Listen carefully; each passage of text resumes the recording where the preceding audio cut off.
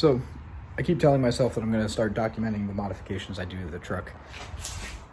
And then I end up getting significantly farther into a project than I thought before I remembered to actually document.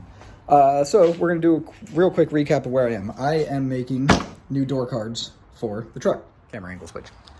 I'm lucky enough that I have a set of spare doors that came with the truck, so I do not have to actually pull them off of the truck. I can leave that be for the time being.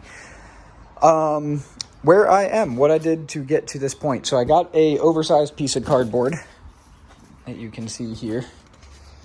And basically I started off by getting two edges as straight as I possibly could. There's a bunch of different methods for that. I always hodgepodge and homebrew things, so that's what I did. But I got the top edge as straight as I could so that I could line that up. I then took some basic measurements of where the handle sits. You can see my chicken scratch down there, where the handle and the window crank sit, so that I could try and get things lined up as much as humanly possible. Once I had these lined up well enough, where I had this edge and this edge happy enough, I then got everything taped down nice and carefully, and I went down on the underside, and you can see now where the light's shining through. I basically tried my best to get as close to the seam that I wanted to with a pencil, just to follow that edge and that curve. You can actually see some of my markings.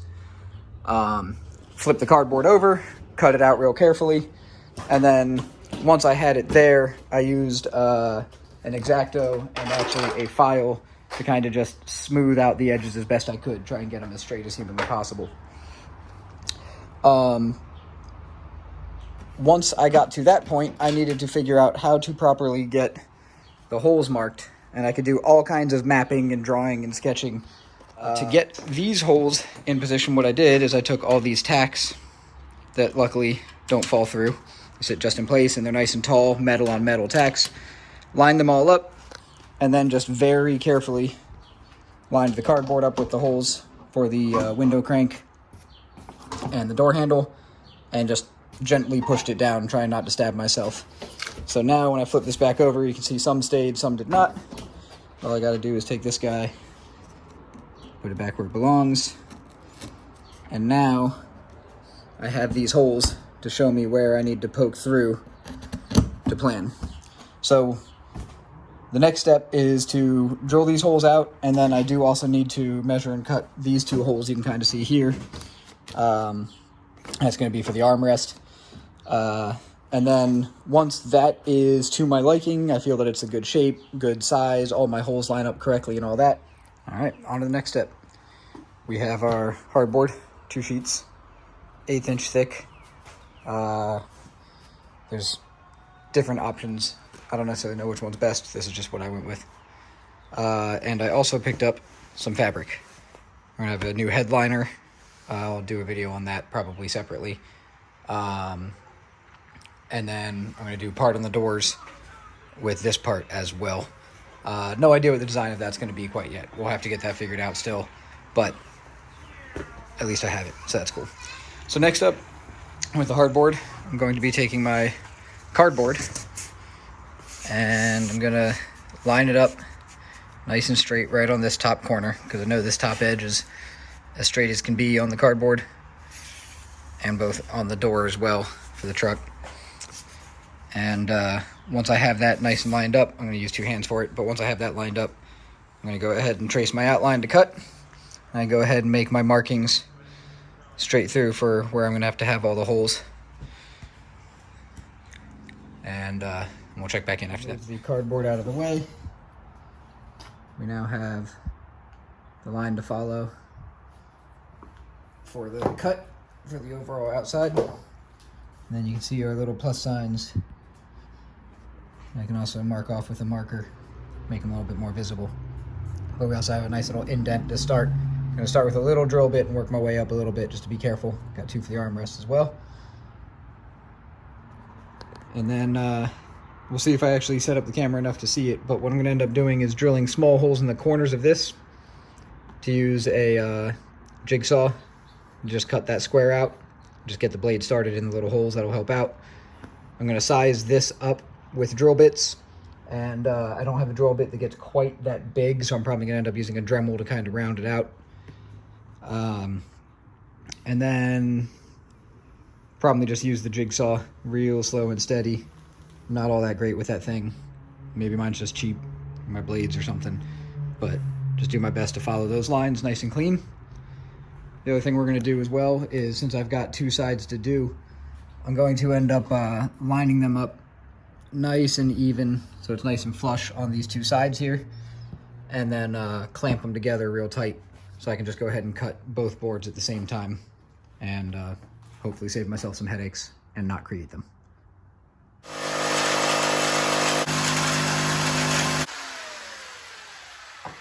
Let's hope I learned some video editing too, because that's going to be slow and obnoxious otherwise.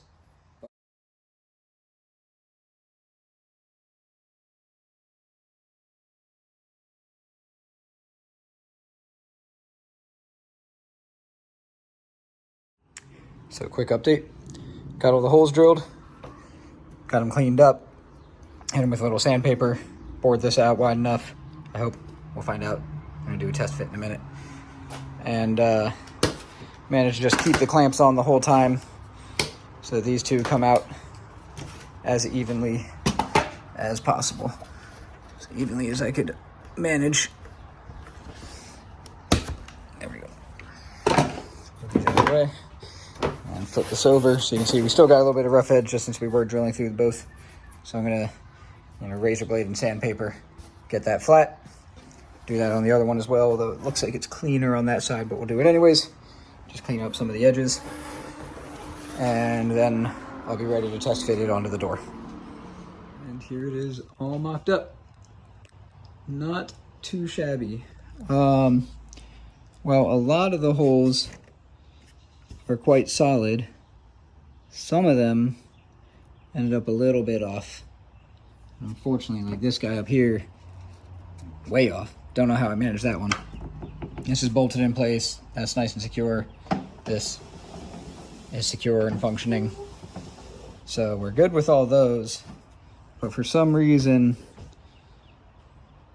my super crafty method was not flawless and perfect. So I guess I will still end up having to bore a couple out. Definitely not going to go through the effort of trying to get yet another to one of these boards and do all the cuts, because otherwise I'm pretty darn happy with it. The edges are smooth. Those look fine. You know, I think it's going to flow nicely. Once I get it upholstered, it'll look good. I'm going to have to fix those holes a little bit before I go trying to put pins in.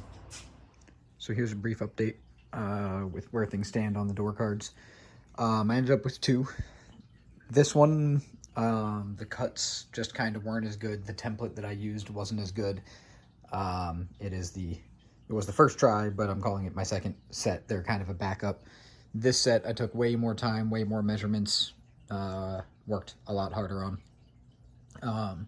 So I'm going to continue to take my time on this one. I've got a couple of plans in mind about how I'm going to use the clips. I'm going to reuse the clips in the factory door cards. We'll see those in a minute. I was undecided as to, this is actually longer than what the factory door card is by about that much. So I just got to decide. These ones are shorter. These have the factory door card height. You can see the gap between the bolt hole, or the mount hole there and there. I think I might keep these ones full. I'm not 100% sure on that yet. But with these, I decided to just move forward with slapping these in there. In the meantime, these ones are going to be a little bit more basic. I'm just going to wrap them in one color. These are most likely going to be a two-tone. For some padding, I took a old yoga mat and cut that to shape and got all my holes and everything like that lined out. So what I'm going to end up doing is gluing that to the card, and then gluing the fabric on top of that. I've got my blue checker fabric, which I think I'm going to be using for the headliner as well. So I'm going to have the doors, the headliner, and then I've got a little bit of scrap actually that I will try and fashion another shift boot out of. So we'll go over that a little bit later in the video as well. All right, door card removal. One more tool I forgot to mention, very helpful to have, is a interior trim puller. You don't need it to pull the trim, but it makes life much, much easier. So we'll start off with the door handle. We got our Phillips here. My screwdriver's just a little on the small side, but it's the only one I can find. There we go. It's out of the way. Still recording, right? Yep. Right. Next, the surround for the latch handle. There's this little square clip right in the middle that's hiding a screw. So you just get a small pick, flat edge of some sort, so you can pop that open, get that out of the way. And then another little Phillips in here. This is a smaller Phillips than these ones, so I actually got the right size screwdriver. You probably want to have 2 different screwdrivers. But there you go, countersunk screw. And then lift the door lever a little bit and kind of just wiggle and slide the housing out of the way. With the window handle, I like to have it pointed straight down. A, it makes it a little bit easier to remember how to put it back on again. And then B, the clip is most accessible. I tried earlier, the camera doesn't quite pick up the clip, but I'll show you once I got it popped out. If you kind of separate, there's a ring here, push that into the door card a little bit, there's a little bit of give. And if you look down, you can see the little metal clip, and you just get under there with your prying tool.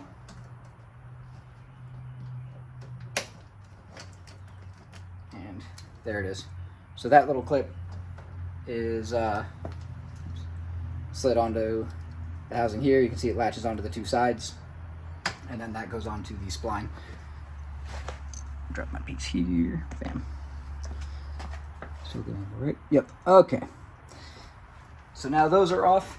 One more thing that you want to do before you start pulling on it, if you have any larger sized, you want to check the sizing. This does thread out if you need it to. In my case, I just need to take my little eyeballs off. But this shaft does thread off of the metal as well if you need that to pass. There is a plastic ring right around here. I made the mistake the first time of not pulling that out of the way, and it just ripped the factory vinyl. So it did pop off, but it just kind of, it ripped the vinyl a little bit in the meantime. And I'm trying to salvage these as much as possible, keep them in good condition. They're already pretty decent condition, and with these old vehicles, it just becomes harder and harder to find parts for them. So I really do want to try and salvage these as much as possible. And we'll get into that a little bit later when I go to remove some more parts from them. So this was a lot easier when the vinyl was already out of the way, but you can see, if it shows that at all, it is prying up a little bit. Once it's out of place, we'll show you what it actually looks like, so you kind of know what you're going up against when you get in here. But let's see if I can get my tool in there first.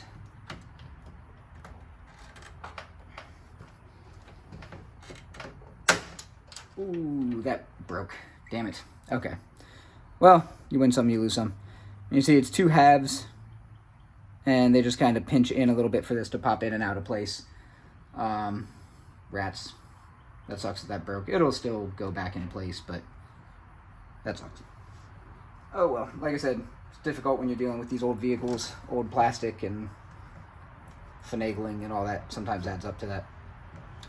So now for the actual pins holding the door card in, if you kind of pull, you can kind of get an idea of where the pins actually are. That one actually popped right out of place. But you can see, like, there's sticking right there. If I go to this side, you know, staying down right there. So I get right about in that spot and just give a little heave-ho. There we go, and it pops out. A couple of the other ones were kind of popping as I was going, so that's encouraging. That means they'll come out pretty easily, relatively. There we go. Now there's one more up the side over here. There we go. Now these ones over here, up along the edge, I think I'm actually missing a couple on this one maybe. They feel like they are already kind of popping out of place. There you go. Flip that up, you can see. So here's all the little pins that we just removed. So you can see that. Still recording, right? Yes, still recording. See all the pins there. Next up, what we're going to do is very carefully kind of pull up. There's some clips that hold this. And, oh, I almost forgot. This guy right here, we do need to move that out of the way. You can see it's holding a little bit of the vinyl in the corner right there. So, Phillips screw. Try not to bump my phone.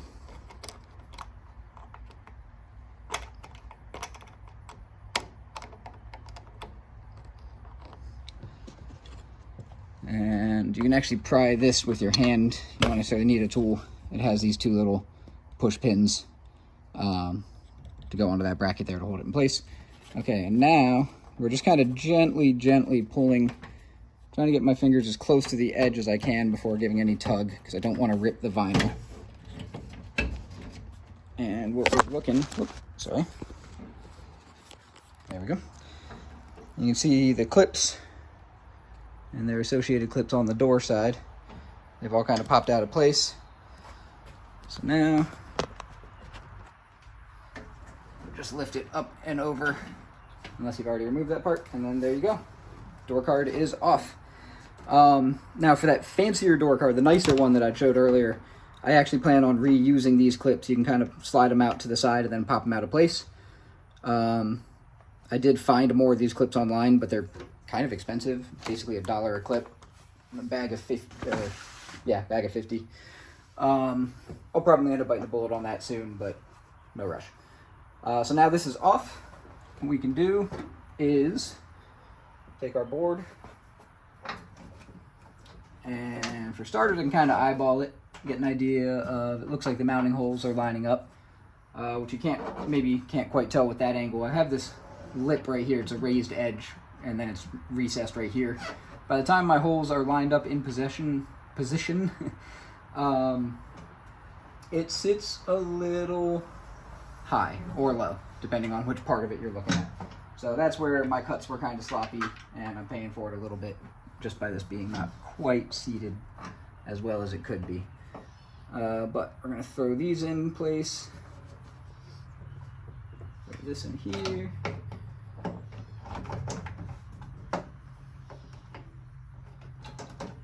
And then just kind of line this up on here. There we go. And that fits okay. For it being the not very good one, I'm happy enough. If I give it a shot at... There we go. Looks like we got clearance. Everything fits okay. That'll sit a little bit more flush. Door window's gonna work. Door handle, you can see a little bit of a gap there. I think by the time that the fabric's on and everything, you won't notice that anymore. But again, just this was my sloppy cut one. But I think those are gonna work just fine. Got that one on that side. So now I'm just gonna mark it left and right. And then I'll start covering them in the padding and the fabric. All right, step one for assembly. I've got my spray adhesive. For a stronger hold, they say to spray both surfaces, so that's what I'm going to do. You'll notice that I've got that flipped around, so that is the back side. This will be the front side. This is my left. So basically just going to spray those and stick them together. All right, so when both sprayed, they are feeling a little tacky. I don't know if I've sprayed enough glue, but we'll just have to find out. This should, in theory, be a pretty darn permanent bond. So I gotta be careful about how I lay it out on top.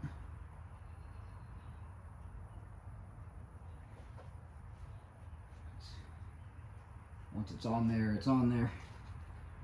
So I gotta make sure I got it lined up as possible before I really start putting any pressure or trying to get it to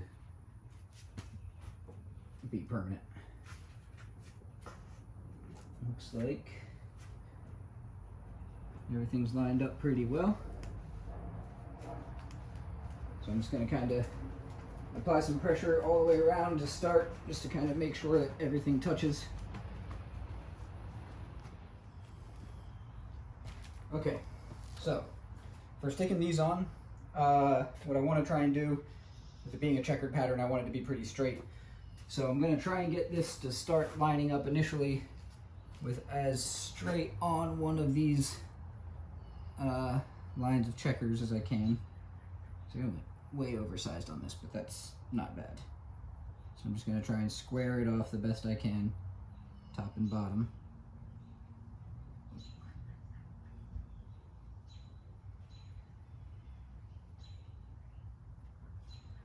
All right. Hopefully that's good enough. What we're looking at here is, tried to draw nice straight line, same amount of checkers across the top there. And then what we're gonna do, we are going to spray a little bit more adhesive onto this part here. And what that should do is when we go to fold all the fabric around, that should give us a nice strong hold on both sides of the fabric.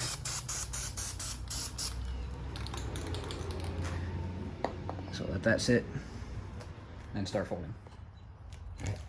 Now that that's cured a little bit more, I'm just gonna start, see what happens. Try folding this over, give it a little bit of tension and stretch.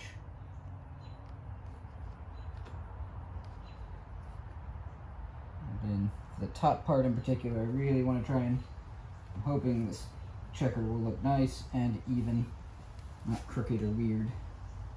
For the corners, just gonna try lifting this, folding it in a little bit,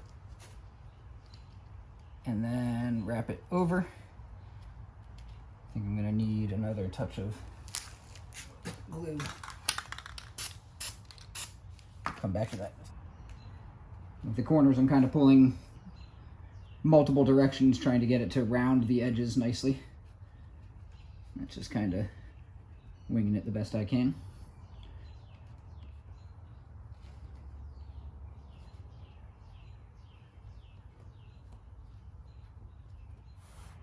All right, got that in place. And there we go. I think I might have gotten a little bit of the glue on it. Hopefully we'll be able to clean that off okay.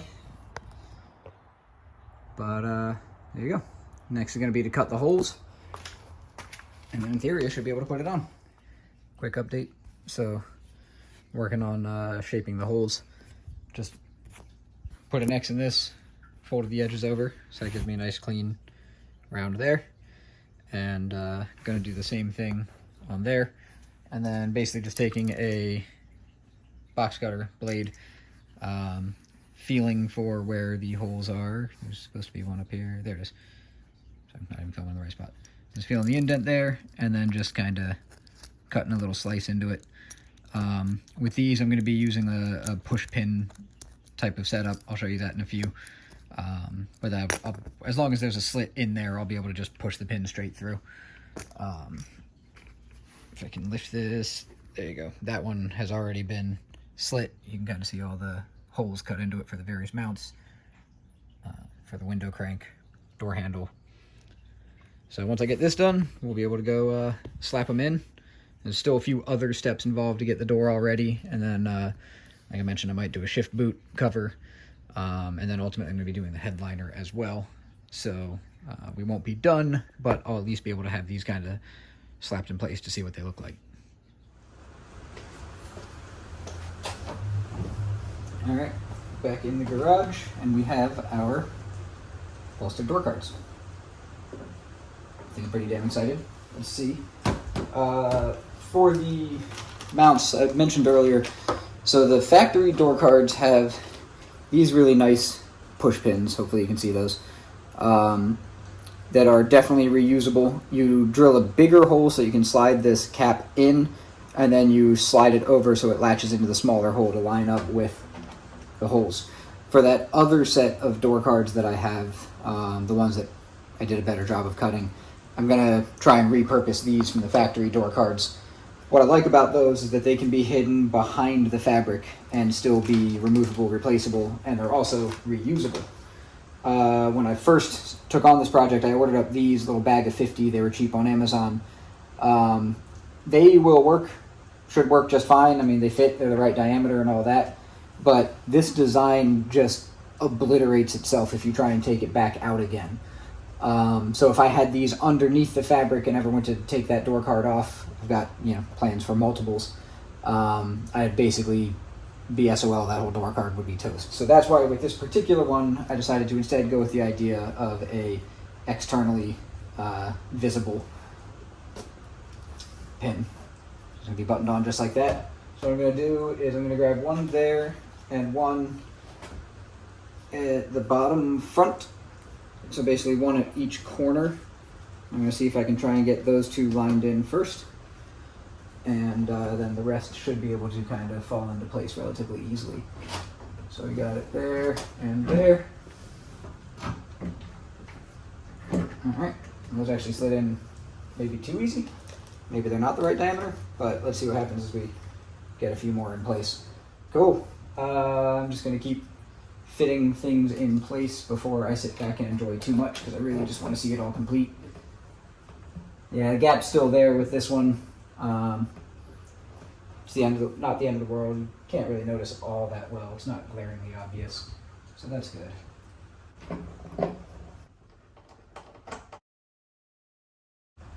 So now, putting the window crank back in is it can be very, very tedious. What I like to do to try and make my life a little easier. Yeah, how well can we see this? It is very dark. All right, hold on. We're gonna move into the light a little bit over here.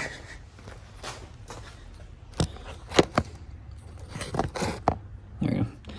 So what I like to try and do is basically get this fitted into place first. Snap it down. Obviously, we can't put it on the shaft right now, but I try and just get the clip be just about to pop out. Basically, have it kind of preloaded. It's very tedious to do. I might not be able to show you a clean angle of me doing it.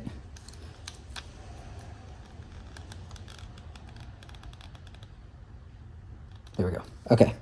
So you see that is just resting on there. It can pop right off if you're not careful. But if you are careful, you get to it in time.